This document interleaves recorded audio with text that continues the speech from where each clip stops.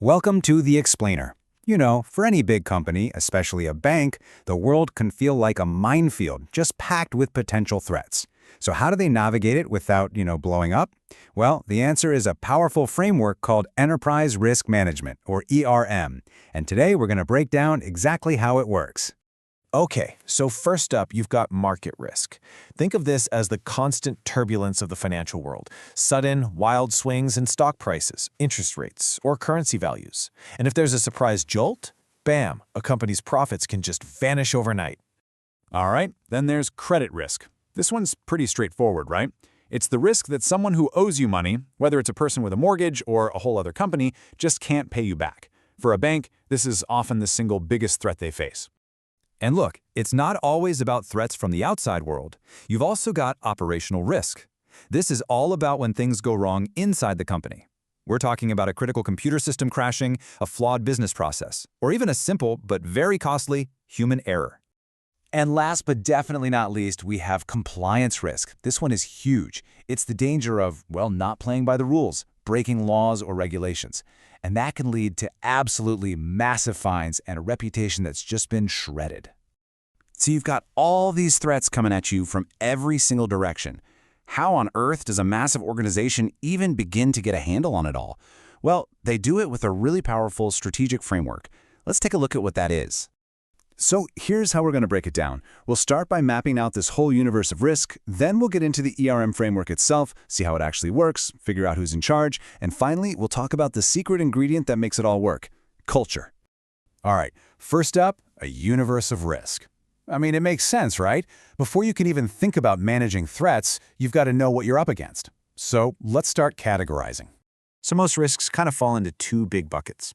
On one side, you have your financial risks.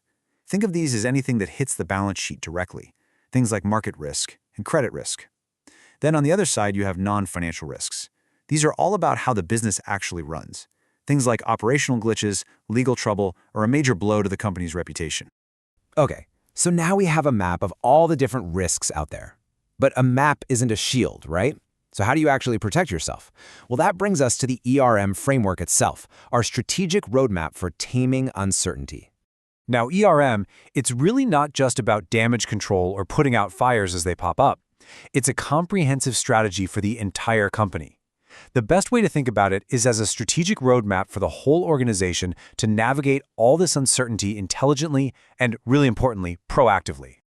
And when you look at what ERM is actually trying to do, it's pretty clear it's about so much more than just playing defense. It's about actively building a strong culture around risk, making sure risk management supports the company's big picture strategy, and of course, protecting its reputation by staying on the right side of the law. Okay, so this all sounds great in theory, but how does it actually work? I mean, what does it look like day to day? Well, it's not just a bunch of ideas. It's a concrete 5-step playbook. Let's dive in. This cycle here is really the beating heart of ERM. It all kicks off with step 1, figuring out the company's risk appetite. Basically, this is the leadership deciding how much risk are we actually willing to take to hit our goals. From there, it just becomes this continuous loop. Find the threats, figure out how bad they are, decide what to do about them, and then watch everything like a hawk. I mean, it's common sense, right? You can't manage a risk you don't even know exists. So in step 2, the organization uses a whole toolkit to hunt them down. They're like detectives, digging through old records with audits, running these crazy disaster simulations with stress tests, and a lot more. And every single thing they find gets logged in a master list called a risk register. All right, step 3, assessment. This is where you get smart about where to focus your energy. It's not like every risk is a 5-alarm fire. So you map them out on a grid like this one, based on how big their impact could be and how likely they are to actually happen. A risk that's high impact and happens all the time? Yeah, that goes right to the top of the list. So, once you know how big and bad a risk is, you've got 4 main moves you can make. First, you can just avoid it. Decide not to do the risky thing at all. Second, you can reduce it by putting in new safety measures or controls. Third, you can transfer it, maybe by buying insurance. Or, and this is important, if the potential payoff is worth it, you can just accept the risk. Look, a playbook is just a bunch of paper if you don't have players on the field to execute the plays. So who's actually responsible for all this stuff? That brings us to a really cool model called the 3 lines of defense. Your first line of defense, that's everybody on the front lines. The people actually building the products, talking to customers. They are the ones who truly own the risk and are responsible for managing it every single day. Now, they're not alone. Backing them up is the second line. That's your dedicated risk management team. They don't own the risks themselves, but they're kind of like the coaches. They provide the playbook, the tools, and the expert advice to make sure the first line is doing its job right. And then you've got the third line, internal audit. Think of these folks as the referees or the independent watchdogs. They're completely separate, and they report straight to the top, to the board. Their job is to double-check that the first two lines are working the way they're supposed to. Okay, so you've got a great process. You've got clear roles and responsibilities, but even with all that, there's one more piece of the puzzle. And it's maybe the most important, but it's also kind of invisible.